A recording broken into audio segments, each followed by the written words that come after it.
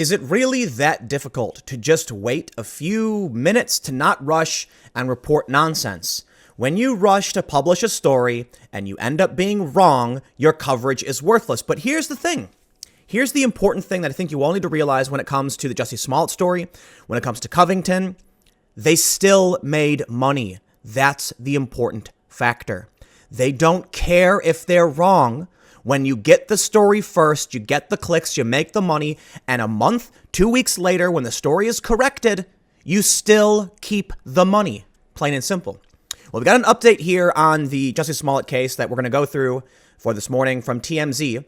Jussie Smollett calls lies on reports he paid brothers to stage the attack. For those that may have missed the massive breaking update yesterday, Jussie Smollett is now being investigated, presumably as the suspect in perpetrating a hoax. The two brothers from Nigeria have apparently rolled, and my understanding now is the police actually have the receipt from them purchasing the clothes line from an Ace Hardware.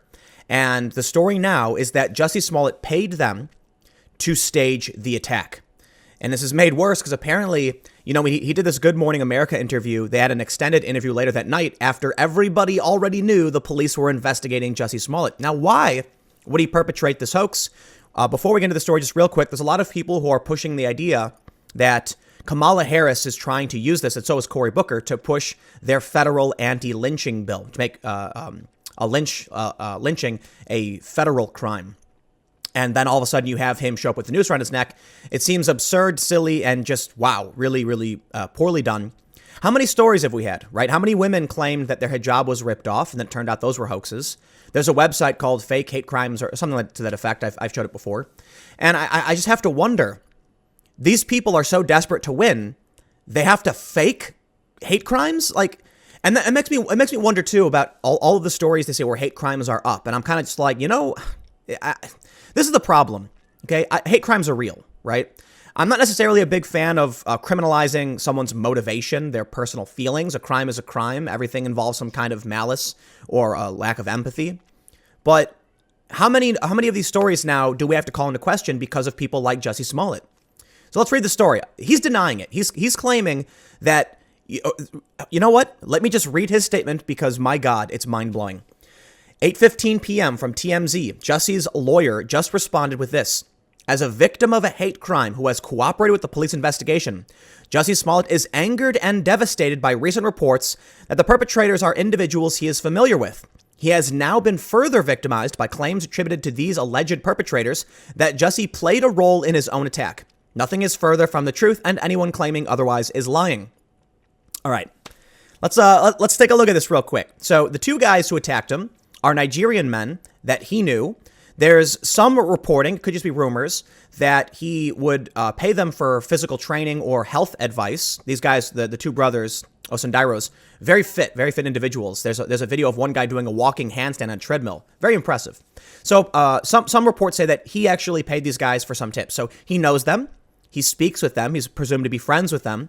And when these guys showed up and attacked him, he didn't recognize them. Okay, well, they're wearing masks. They yelled MAGA country. He didn't recognize his friend's voice. Maybe he's in the heat of the moment. He presumed some people, I don't know if this is actually in the official report. The assumption was that they were white guys. Maybe, maybe not. But listen, we're also hearing, and this is from CWB Chicago, which I'll put out a correction. It's crime in Wrigleyville and Boys Town, because they tweeted about it the other day.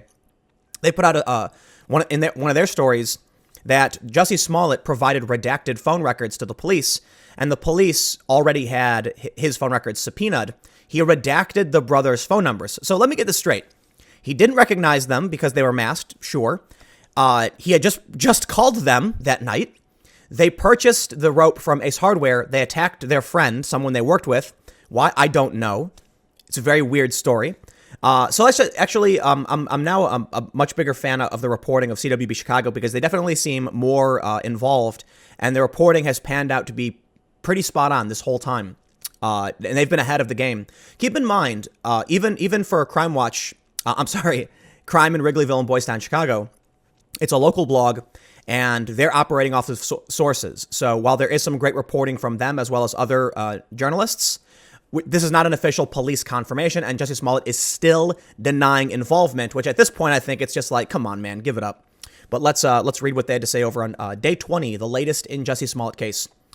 Here are the latest developments in the Jussie Smollett crime investigation. Saturday evening, CPD's top spokesperson said investigators interrogations of Abimbola Abel Osundairo and his brother Ola Osundairo have shifted the trajectory of the investigation.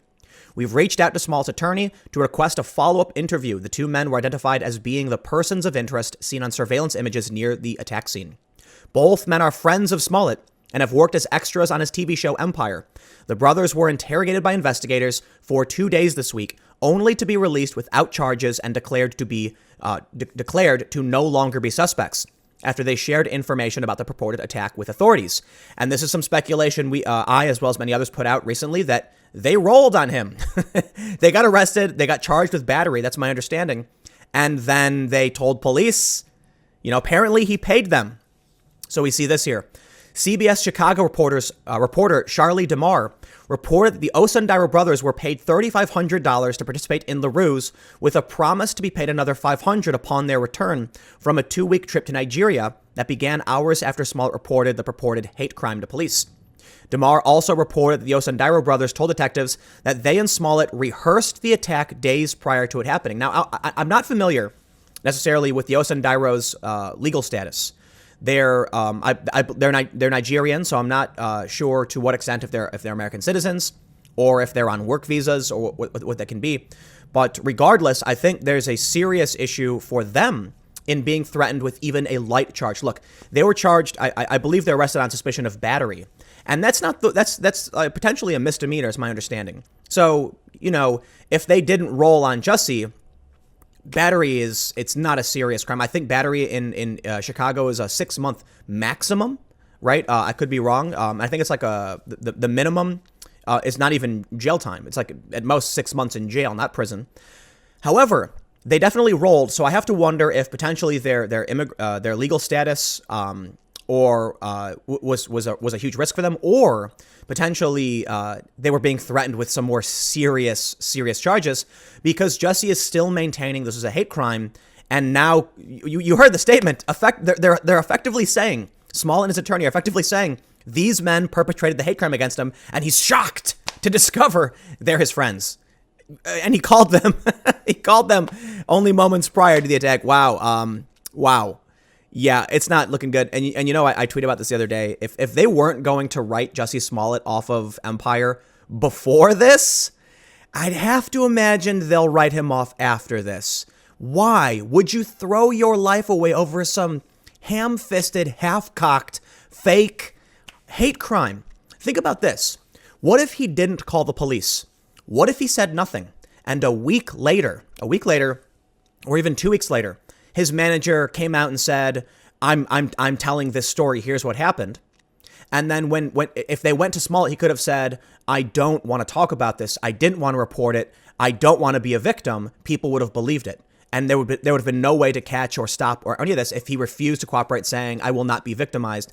Then you'd have people like right now he's trying to play the victim and earn his, victimhood brownie points, going on TV crying, saying I fought back and all that stuff. If he just said, if other people told the story like, oh, we heard this happened, and he's refusing to talk about it because he doesn't want to be a victim, it would have worked. The police would say he's not cooperating. He doesn't want to press charges. It would have worked. It would have. But involving the police, it busted you, man. They threw their resources behind this. So, but again, clarification.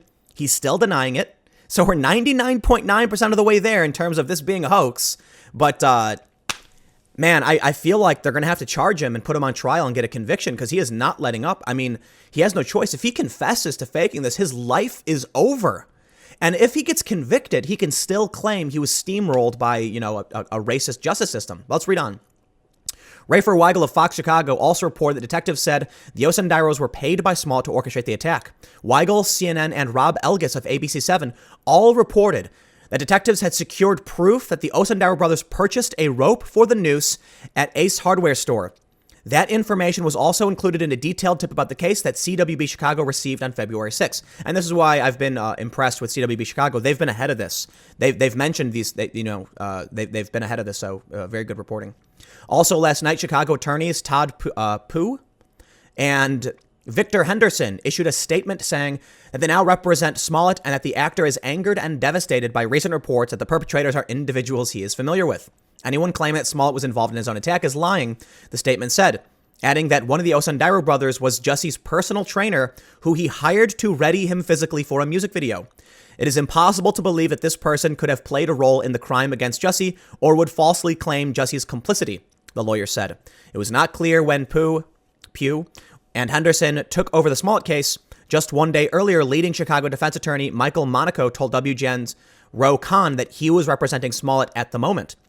Pugh recently succeeded in defending a Chicago cop against claims the officer participated in a cover-up of the Laquan McDonald shooting. And in a potential sign of things to come, Fox News reporter Mike Tobin reported late Saturday that Jussie Smollett is no longer considered a victim in the case. Well, I don't believe I think we do have we do have confirmation now from the police here. A CPD spokesperson said they've shifted the trajectory of the investigation and they're reaching out to Smollett. So I think we can say at this point, Smollett is a suspect in a hoax crime. Innocent until proven guilty. I will stand by that as long as I live. So as much as my personal opinion is that Jussie orchestrated this, I think the evidence is becoming abundantly clear. Let's still maintain the possibility, although improbability, that these two guys did attack Jussie. Maybe these two brothers are jealous of him being a famous, successful dude. Maybe Jussie Smollett is an arrogant prick on set, treats these guys bad, so they wanted to, show him what for. We need evidence, we need proof that Jussie orchestrated this. The brothers could be selling him out because they hate him in the first place. They say that they're friends. Well, sure, maybe they worked for Jussie, but maybe Jussie is a famous, mean individual who thinks he's all, look, I think it's entirely possible Jussie is this, semi-celebrity, pushes these guys around, brags about how awesome he is. I wouldn't be surprised by this. It's just a working hypothesis. I'm not saying it's true. I'm just saying entertain the possibility that these two guys are just, extras on a show where he's a superstar. And maybe they were like, I'm sick and tired of this guy thinking he's all that. Let's put him in his place.